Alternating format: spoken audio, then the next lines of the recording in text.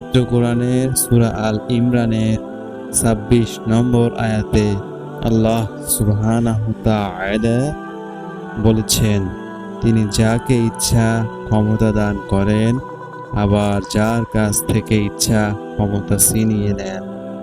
বর্ণিত হয়েছে, বলো, হে সার্বভৌম সর্বশক্তির মালিক আল্লাহ, তুমি যাকে ইচ্ছা ক্ষমতা প্রদান করো এবং যার কাছে থেকে ইচ্ছা ক্ষমতা কেড়ে নাও।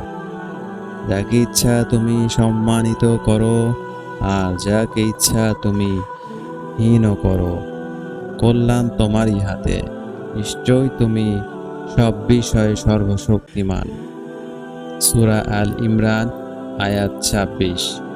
এই আয়াত নাজিলের শানে নজুল সম্পর্কে তাফসিরে মাআরিফুল কোরআনে বলা হয়েছে, মুসলমানদের অব্যাহত